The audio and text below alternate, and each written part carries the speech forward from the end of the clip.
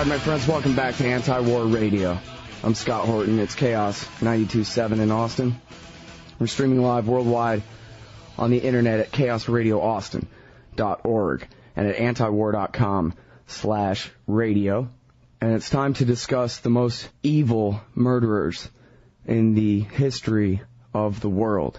Adolf Hitler, Joseph Stalin, Franklin Delano Roosevelt, Harry S. Truman, and the great Winston Churchill, beloved by so many. The guest is Jacob Hornberger.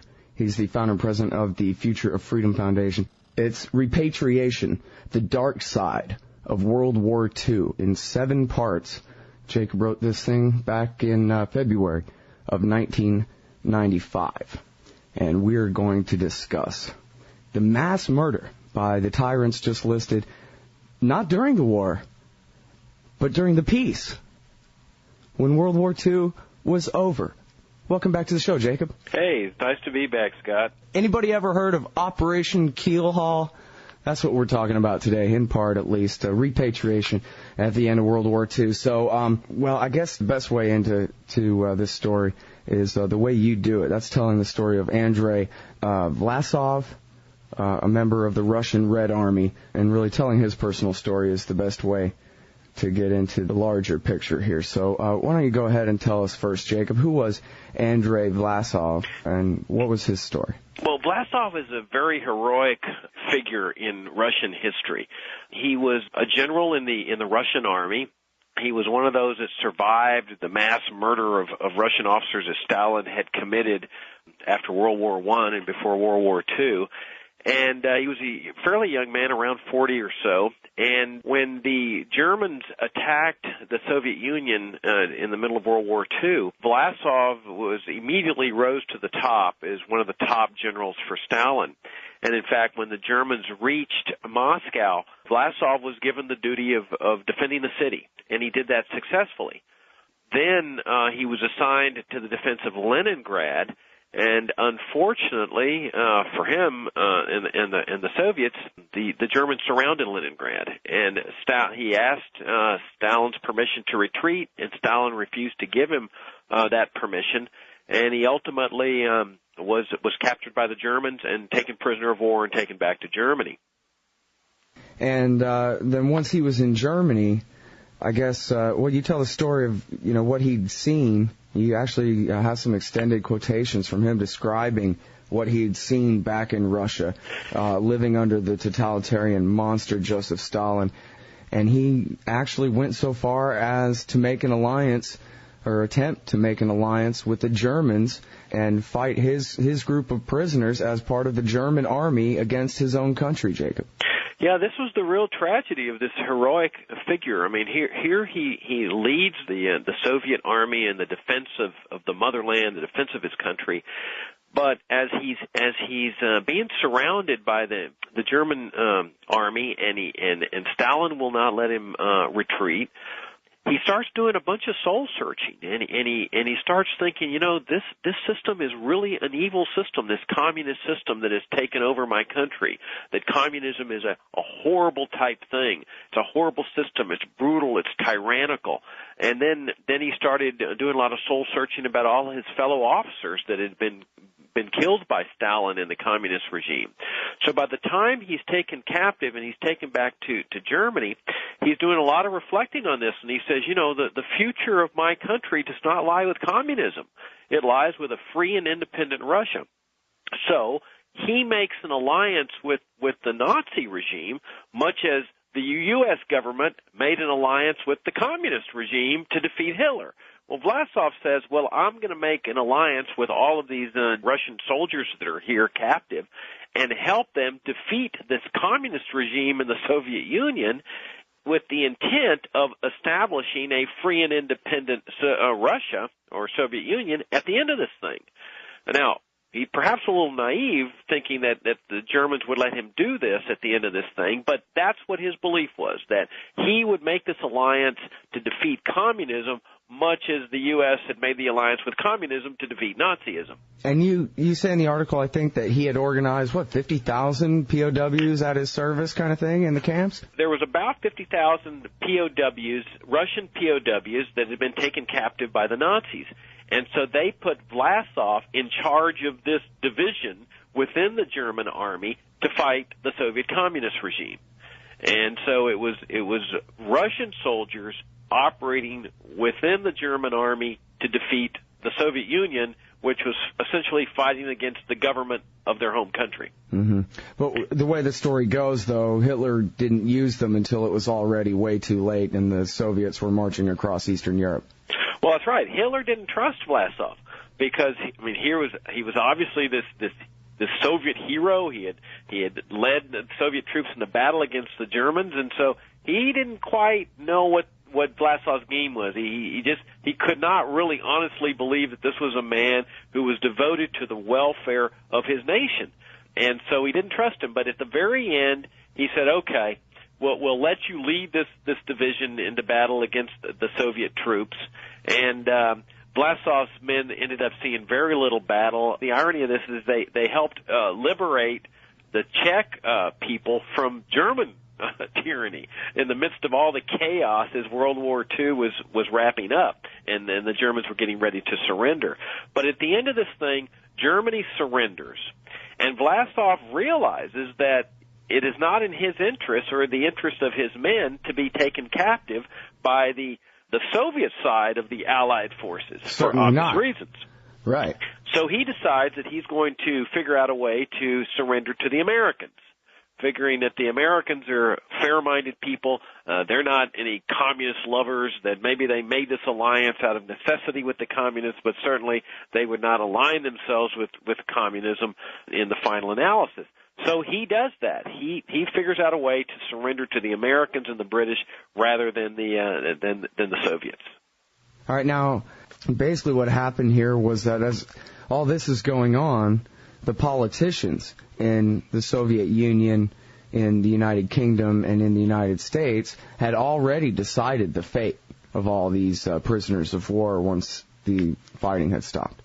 Well, that's right, and that gets us to the Yalta Agreement, where Roosevelt and Churchill essentially sold Eastern Europe and the Eastern Europeans down the river, because keep in mind that the reason that Great Britain had declared war on Germany in the first place was to free Poland and Czechoslovakia from Nazi tyranny.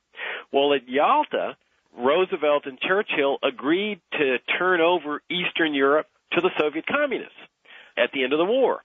So here you have this entire group of people who thought they were going to be free at the end of World War II, but while they were free from Nazi tyranny, they were not freed from Soviet tyranny.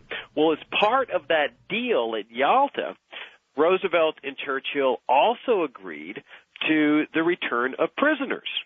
Now, that meant that any prisoners that the Soviets would be liberating that were in German hands, like Americans and British, would be returned to Great Britain and the United States, which is no problem because those prisoners of war wanted to be returned to their home countries.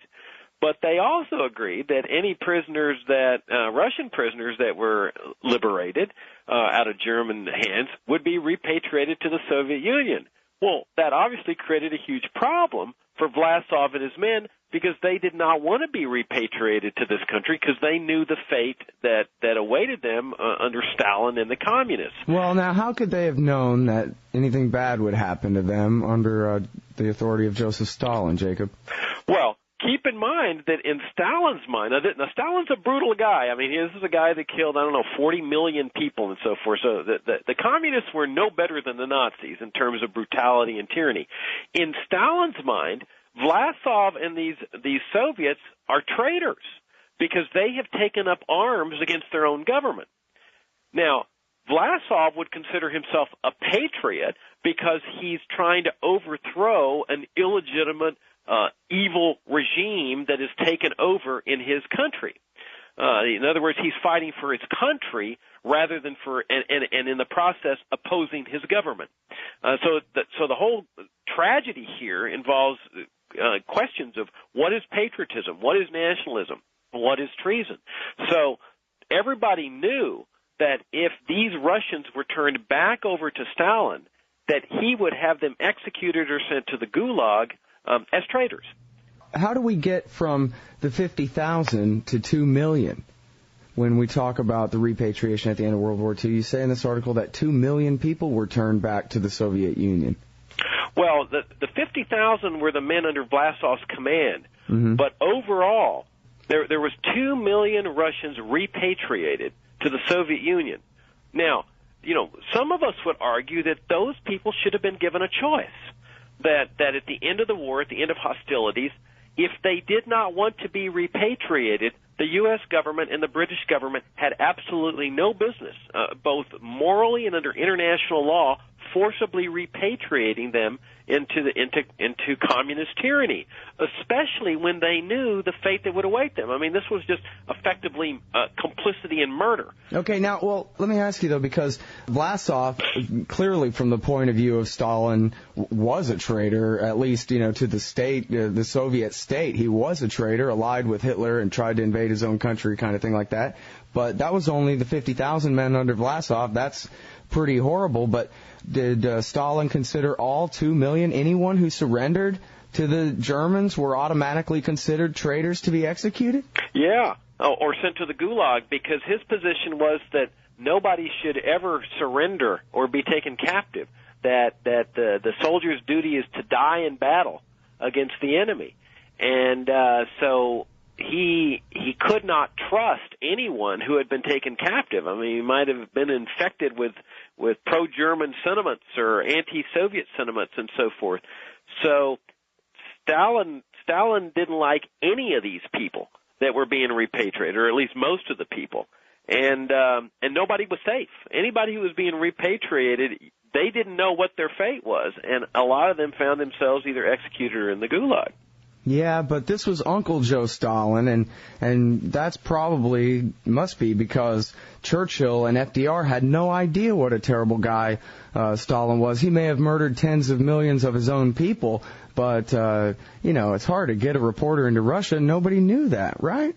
Yeah, that's the real perversity of one of the real perversities of World War II is that everybody knew about the brutality of the communists. When the communist revolution had taken place during World War I, everybody had, especially Churchill, had said what a horrible thing this was.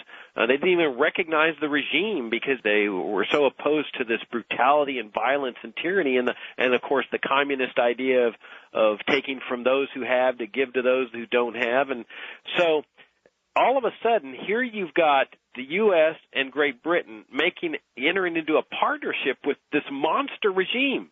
A regime, by the way, which was then converted into a monster once again, which ultimately justified, some 50 or 60 years of the Cold War. So Hitler recognized them as a monster regime. Vlasov recognized them as a monster regime. Churchill did. Roosevelt did. But Roosevelt and Churchill enter into a partnership with this monster regime, which they justified as a way to defeat Nazi Germany. But at the end of the war, or in the midst of the war, they deliver knowingly the Eastern Europeans into the clutches of this monster regime, and then they take Vlasov and all these anti-communist Russians and force, at the point of a gun, they force these people into the clutches of the communists. And how they did it is just a horror story in and of itself. And that, of course, raises this what you called Operation Keelhaul. And that was the name that the U.S. officials gave to this operation, to this repatriation operation. Well, now Operation Keelhaul. Hold it there at Keelhaul for a second, because I'm just trying to picture a map of Eastern Europe in my head, best as I can tell. Did Churchill and FDR at that point have any choice but to cede Eastern Europe to the Soviet Union? I mean, the only other choice would have been to let Patton invade and conquer Moscow, right? Well, there was another possibility here. We all grow up with the notion that the only option was unconditional surrender, and that was the demand that Roosevelt had just blithely come out with. We need an unconditional surrender. Well, all that accomplished was that this fait accompli, essentially, where the Soviets were overrunning Eastern Europe. There's absolutely no inherent reason why a deal could not have been struck with the Nazis, where you knock out Hitler, you knock out his regime, and you make a deal that essentially puts Eastern Europe under Allied control before the Russians, the Soviets, had made it back across those lines. By issuing that unconditional surrender and by not negotiating with the Germans or encouraging, they wouldn't even have negotiations with the anti-Hitler factions. As you know, there was a considerable body of people within Germany that were trying to kill Hitler. The U.S. officials wouldn't even encourage them or negotiate with them, and that included, of course, Rommel, who later got executed for this. That with this unconditional surrender demand, they essentially made it to the point where they said they had no choice but to deliver Eastern Europe over to Stalin, because by that time it was a fait accompli with his forces overrunning Eastern Europe. Mm-hmm. And FDR and Churchill, did they have learning disabilities, or was it that FDR primarily truly loved Joe Stalin, the world's greatest monster, up until that point? Well, there was a lot of sympathy that Roosevelt had for Stalin. I mean, he called him Uncle Joe. He thought that he could influence him through the force of his personality. He would joke around with him when they had these summit meetings at Tehran and at Yalta. And obviously there was a sympathy toward the socialism that the communists had established. Roosevelt was adopting as part of his New Deal many of the socialist programs, the philosophies, the idea of taking money from the rich and giving it to the poor, the regulatory schemes. So there was some kind of sympathetic relationship between Stalin and Roosevelt that, of course, never arose between Hitler and Roosevelt. But again, it's always difficult to compare evil, but it's difficult to say that either Hitler was more evil than Stalin or Stalin was more evil than Hitler. I mean, certainly Stalin killed many more millions of people than Hitler did. Yeah, I think, when it comes down to it, if you're trying to, qualitatively, I think, I would probably even argue perhaps that the Nazis were worse just in having some guy in a white lab coat and a clipboard counting the corpses on the conveyor belt as they take the gold out of people's teeth and dump them in the incineration pit. I mean, this is the most organized, mechanized system of mass murder. Stalin just starved everybody to death in a crude Tamer Lane sort of way, But then again, if you want to measure it quantitatively, you got to just count corpses. And in that sense, Stalin, later Mao Zedong, take the cake. I want to get into what's got to be the worst treason imaginable. I mean, when you counting corpses, you have tens of millions in China and in Russia, tens of millions, of course, victims of World War II and the Nazis. But, 2 million repatriated to the Soviet Union to be murdered by the United States and the United Kingdom at the end of World War II. That's the same as Pol Pot. That's 2 million people right there, murdered. That makes Harry Truman Pol Pot, which makes him what, 4th on the list? 5th? Worse than Genghis Khan? Worse than Tamer Lane? Worse than the worst criminals in the history of all humanity? Well, and no one can argue that they didn't know what was going to happen to these people. Again, Stalin viewed them as potential traitors, real traitors, unpatriotic, whatever, and it was no secret as to why Stalin wanted them back, and Stalin was demanding that they come back. Now, part of this deal was that Stalin was implicitly threatening them, that if they didn't return these Russians, Stalin would refuse to return American and British prisoners to Great Britain and the United States. In fact, that's another little dark part of this whole story. Well, let's save that one for the end. That to me is sort of I can't think of a way to say it. Not the cherry on top, but the, kind of ultimate holy crap to seal the deal. But now let's get to Keelhaul here. Tell me about, first of all, my word of honor and the way these men were millions. Again, 2 million people, many of them tricked by promises and handshakes by gentlemen into being delivered into the clutches of the Soviet secret police. Yeah, well, first of all, we ought to talk about what that word Keelhaul means. Oh, yeah, there you go. Start there. and why U.S. officials used that as the name, Operation Keelhaul, for the repatriation of these Russian people. That Keelhaul is a process in the Navy, where Navy ships to execute somebody would tie them up, truss them up, and throw them behind the boat on a rope, where they would be going underwater back and forth behind the stern of the boat, but of course not able to swim because they were all trussed up with ropes. And they would just haul them behind the boat until they drowned. And that would be a punishment for whatever they had done. And so that was called keel hauling somebody. Well, this repatriation operation, U.S. officials called Operation Keelhaul, for obvious reasons. They were going to haul these Russians back over to the communists and deliver them over for execution, or the Gulag, which was effective death for all practical purposes. And there were different groups. There were some in the United States, actually. There were Soviet prisoners in the United States. There was Vlasov's men over there, I think, in Germany. And then there were just Russian prisoners over there in Germany. And what you suggest is absolutely right as to how they did this. One group of Russians, they were there with their families, and they had been promised, that, everything's going to be fine and all.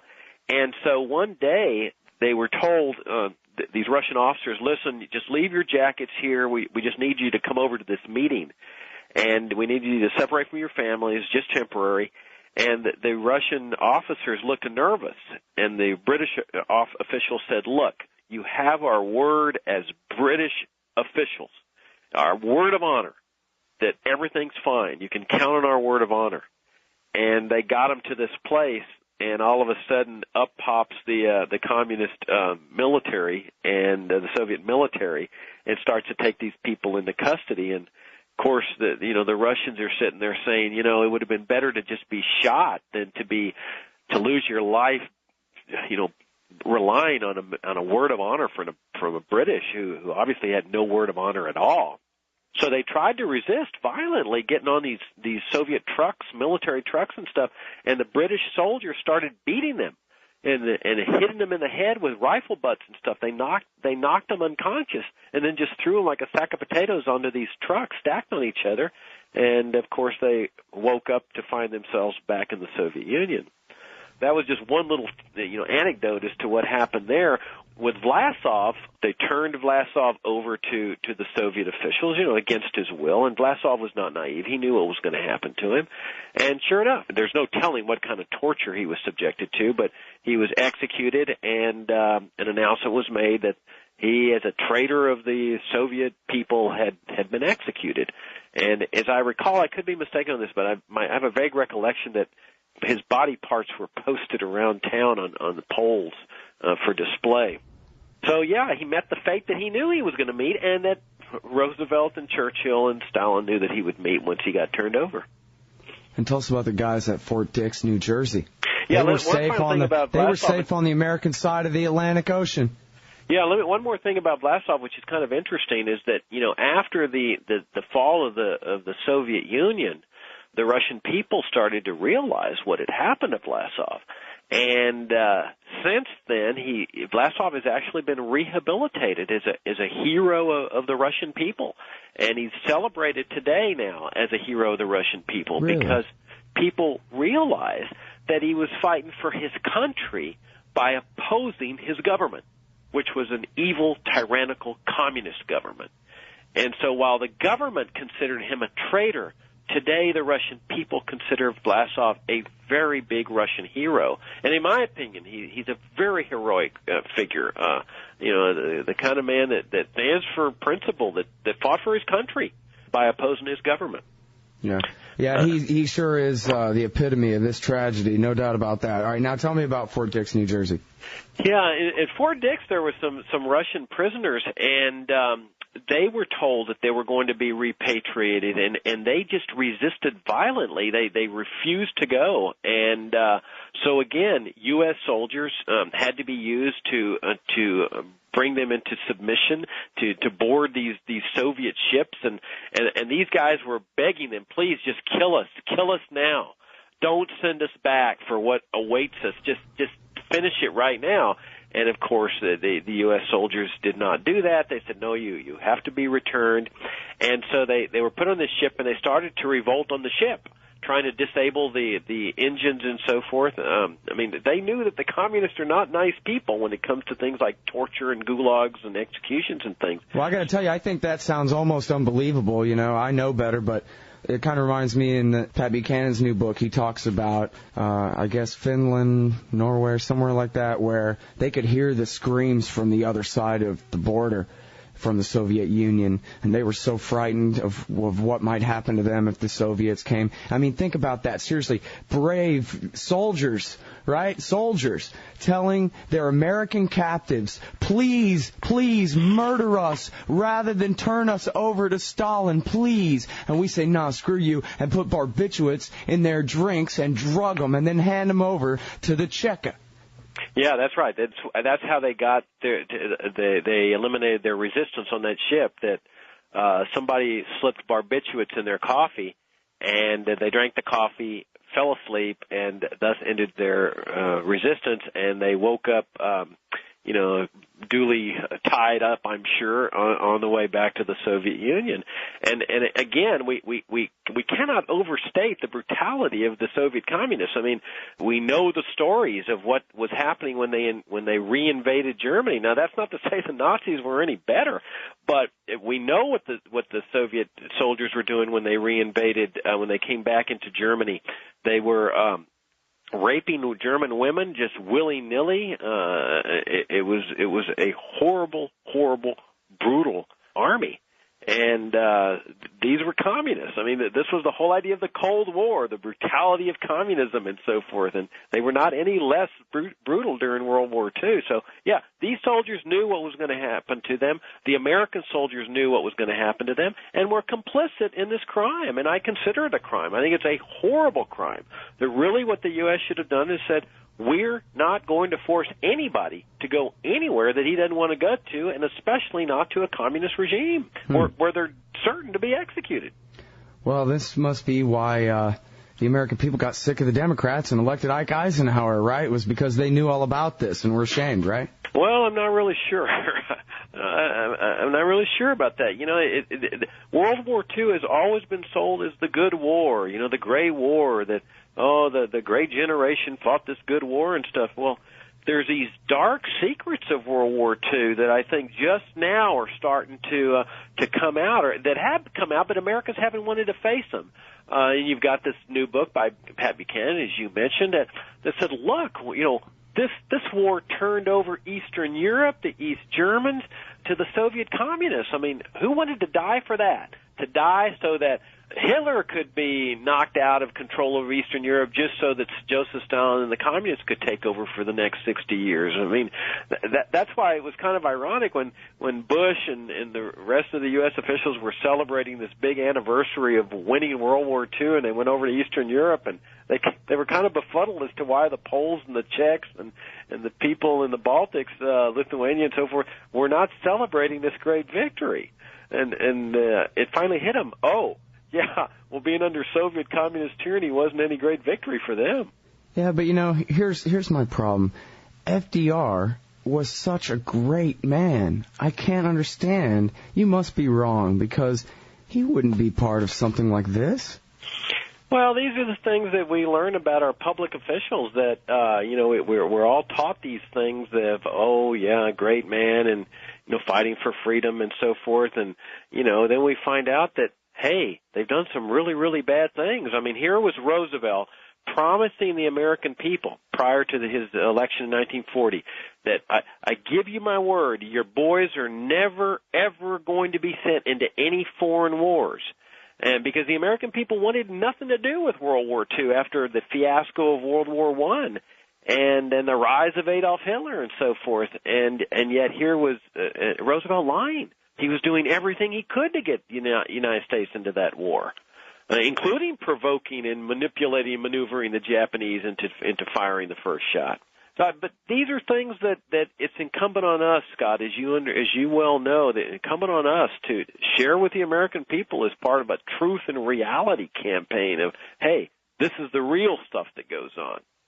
Yeah, well, assuming you can get people to accept that these facts are true, it seems like the kind of thing that would, have to change your context and understanding. I mean, as you said, the whole narrative of World War II, which, face it, George Washington is dead, the Constitution is dead, the real founding father of America isn't even Abraham Lincoln, it's Franklin Delano Roosevelt. And that is the myth, the America as Superman, good enough to use force on you because of how great we are. It justifies itself.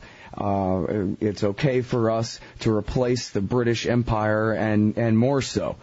Because of how great we are. It's all based on this comic book version of primarily Franklin Delano Roosevelt as the greatest American ever and the most wonderful man who never did anything evil, who in fact was right up there in mass murder and treachery, as you said, deliberately provoking Pearl Harbor and turning a blind eye, or I don't know, that wasn't your exact words, but close enough, I know you know that, and turning over 2 million helpless prisoners to Joe Stalin to be murdered. If there's anything that could help to, get rid of some of the black and white in that comic book and color in some details there, this has got to be it, or else just forget it, right? Well, and also turning the Eastern Europeans over to the Soviet communists. I mean, some big victory that was.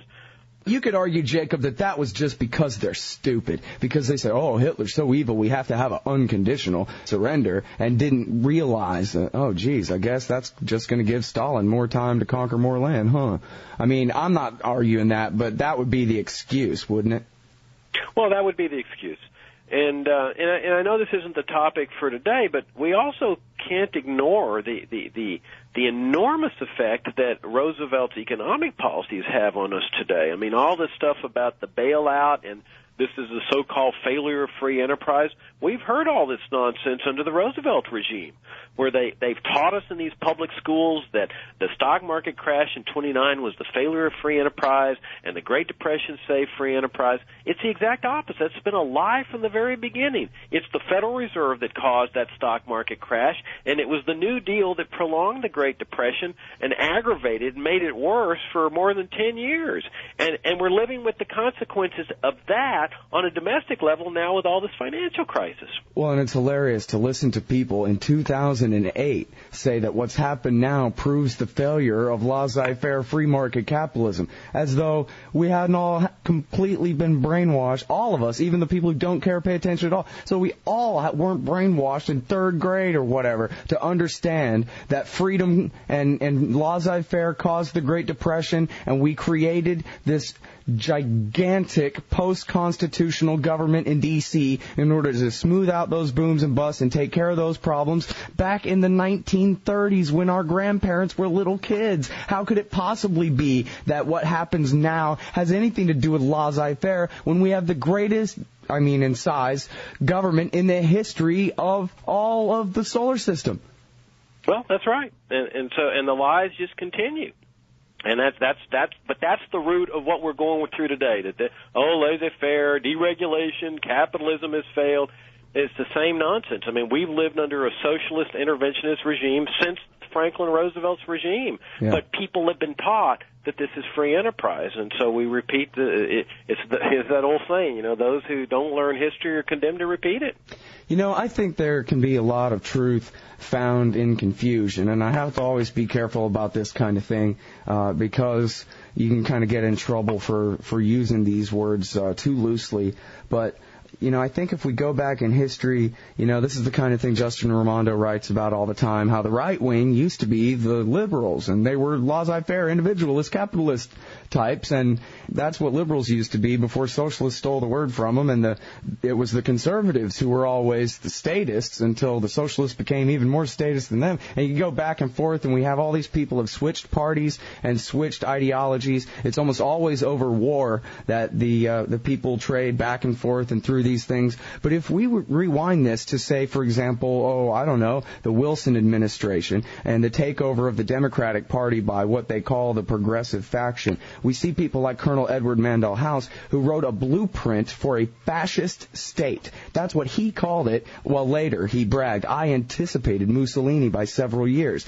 And what he came up with in the book Philip Drew Administrator for how America ought to be if he was the dictator is the New Deal. It's Social Security, it's, vastly expanded regulatory powers, the pension funds, Barack Obama's plan, put bureaucrats on every board of directors, make the national government the biggest stockholder and control enterprise, and then on with a League of Nations, and basically everything that Wilson didn't get accomplished in World War I or was repealed by the governments between the world wars here in America, FDR accomplished and sealed in the New Deal. And that progressivism and liberalism as practiced by the Democratic Party, I'm leaving out the Republicans only to make the larger point. The Democratic Party platform of the 20th century is a fascist doctrine. It should not be a surprise that a fascist like Franklin Roosevelt would be a monster and murder 2 million people. You could call him a communist sympathizer or whatever and attack him from the right the same way or whatever and make the same point. But what we're talking about here, and this is the point that you make in your article, that despite all the finger pointing and warring between these factions, the National Socialists and the International Communists and the New Dealers and the fascists in Italy, these people were all basically creatures of the same mind. I mean, FDR didn't get away with it as far as the rest did, but they weren't too different from each other, these men, at all. No, philosophically, they believed in the state supremacy over economic activity. And that was Roosevelt's philosophy, it was Hitler's philosophy, it was Mussolini's philosophy, it was Stalin's philosophy, and that the individual must be subservient to the state, and the individual was secondary. That what mattered was societal interests. In fact, one of the amusing parts of all this from the economic standpoint is that Hitler actually sent Roosevelt a letter in the early years of the New Deal, commending Roosevelt on his economic policies.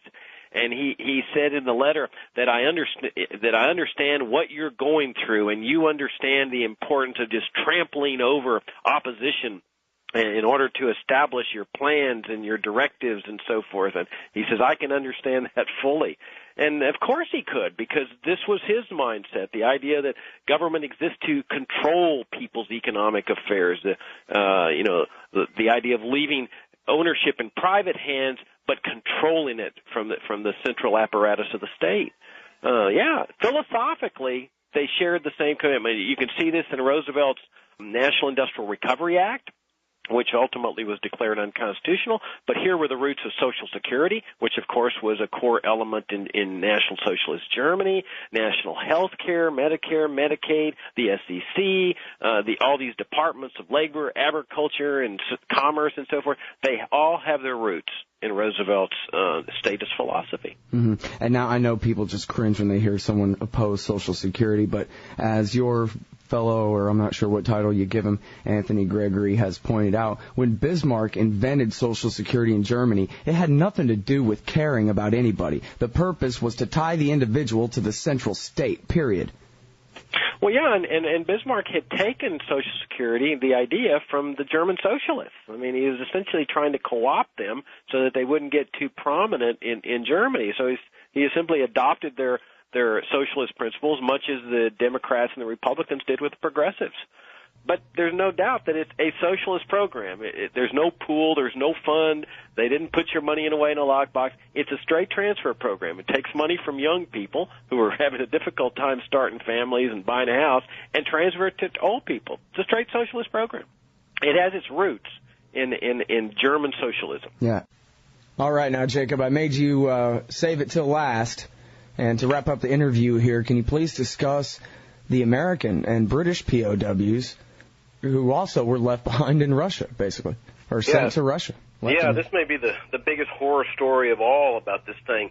That you'll recall that I said that when the Russians were moving toward Germany in their invasion, they took over some German POW camps. That is, where the Germans kept American and British soldiers, POWs. So the Russians took control of those POWs as they were moving toward Germany. Now, the reason they were doing that, instead of just releasing them back to the Brits and the Americans, is that they needed the bargaining chips, because they wanted those anti-communist Russians to be returned to them, Vlasov and the rest of that bunch. So to make sure that Churchill and Roosevelt lived up to their promise that they made at Yalta to return these people, Stalin said, well, I'll just keep these Americans and Brits that I've taken over here in these German territories, I'll just hold them as bargaining chips. So if they don't turn over their soldiers to us, the anti-communists, we won't turn over the Americans and British soldiers to them. Well, I think probably as sad as it is, most Americans would say 2 million Russians is worth 20,000 Americans. Decent trade. They made a deal. So how come the Soviets got their 2 million back, but we didn't get our 20,000 back? Well, that's another little interesting twist. So here the Americans and the Brits forcibly repatriate these 2 million anti-communist Russians that were almost certain to be killed and or sent to the Gulag. But then at this point in time, the Americans and the Brits start taking the same position that Hitler was taking, that the real threat is communism, the Soviet communism. And so the official enemy at that point, as the war had ended with Hitler's suicide, the Americans and the Brits start shifting the official enemy from Germany over to the Soviet Union, their partner and ally. And in this process, they decide that maybe they ought to keep some of these anti-communist Russians to help them in the upcoming Cold War.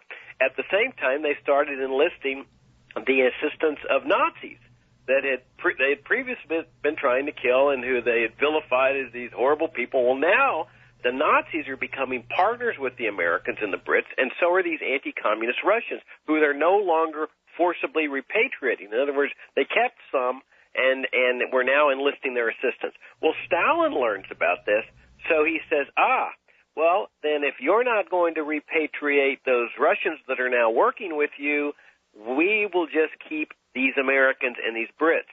And it was a total of 50,000 Allied soldiers. And Stalin took them back from Germany, from German POW camps, transported them back into the Soviet Union. There was 20,000 American soldiers and 30,000 British soldiers. Well, the American people must have known that the Russians had liberated some prisoner camps where Americans were. Weren't they demanding that these men be brought home? Nobody knew anything because the U.S. officials kept it secret.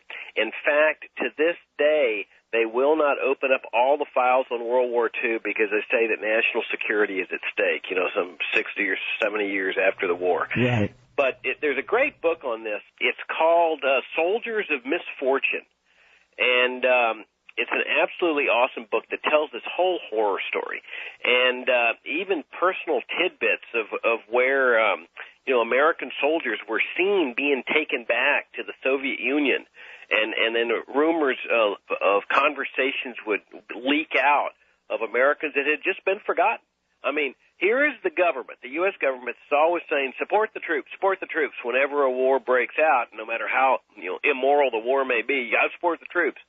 These were 20,000 American troops that they didn't support, and they didn't make a big hullabaloo. I mean, the probability is they couldn't have gotten them out anyway. It would have meant war with the Soviet Union, but at least they could have publicized it. Word could have gotten to these guys in the POW camps in the Soviet Union and the Gulag that Americans were praying for them and protesting and publicizing it.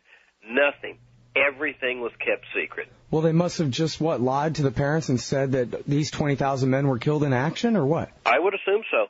I don't see any, or missing or whatever. I don't know what their explanation was for it, but it's an absolute horror story, and to this day, it just shocks the conscience that this would happen. American men being liberated, quote, liberated, who had been taken captive by the Germans, and now finding themselves living and dying in the Soviet Gulag. And this was, don't forget, this was Roosevelt's partner in World War II that did this. Wow, absolutely incredible.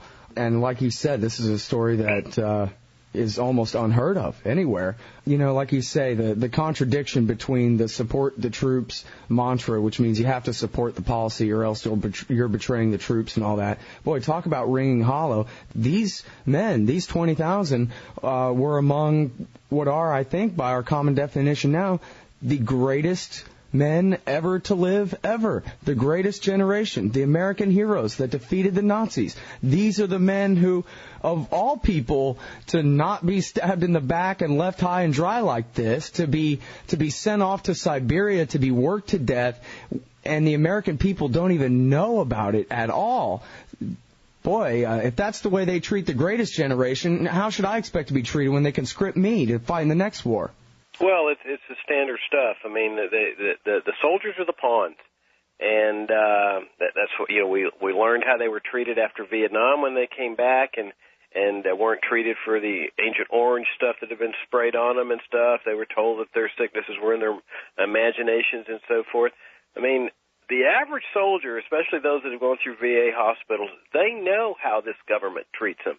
But every new war that you get all support the troops, we care about them, we really do. They're pawns, Scott. They're nothing but pawns. And these 50,000 American and British soldiers were the ultimate pawns, and they just got sacrificed in the chess game that went from World War II to the Cold War without skipping a beat. All right, everybody, that's Jacob Hornberger. He's the founder and the president of the Future of Freedom Foundation. The article is in 7 parts. It's called Repatriation, the Dark Side of World War II. And by the way, Jacob, can you tell us real quick how to get to the page with all the YouTubes of the great speeches from your Restoring the Republic conference last June? Yeah, they can go to our website, the Future of Freedom Foundation, FFF.org, go to Internet Classroom or Conference Classroom, and we've got 45 of the greatest speeches that have ever been delivered on giving the libertarian case on foreign policy. I mean, they're just outstanding talks. And then, of course, we got all our articles. If people want to find the repatriation article, it's in our journal online, Freedom Daily, in 1995. So they can just click into the 1995 archives and they'll see it there. But these speeches that were given at these 2 conferences were on foreign policy and civil liberties. They were among the best speakers in the country, and I recommend them to everybody. Yeah, absolutely. I mean, you got Anthony Gregory's speech, which converted a leftist right in front of my eyes. A leftist, I'll leave him unnamed for this, turned to me and said, wow, this isn't like any libertarianism I've ever heard of before, after he heard Anthony speak about why it's wrong to drop high explosives on people out of the air. And then Stephen Kinzer, I mean, boy, he almost shook that hotel down. That was so good, that speech. Jonathan Turley, Robert Higgs, Lou Rockwell, Karen Katowski, and on and on and on. The lawyers, the Guantanamo lawyers, and that thing was absolutely incredible. Well, that's good to hear, because that's all the feedback we're getting, and we are still selling DVDs and CDs of the talks. They make great Christmas presents, by the way, but they're all up there free for the viewing, because we're trying to move this country in a better, freer, more peaceful, prosperous direction. As you know, Scott, this country's moving in a very bad direction, and I think people are finally figuring that out. And that's what the Future of Freedom Foundation is about, trying to move this country in a better, freer, more peaceful, prosperous direction. Yeah, that's right. People who are just only now figuring out, hey, wait a minute, something's terribly wrong here. Well, there's FFF.org for you. They figured this out a while ago. And the archives and the context and the principles that you can find there are unparalleled. Thank you again very much for your time today, Jacob. Oh, you're welcome. Thank you, Scott.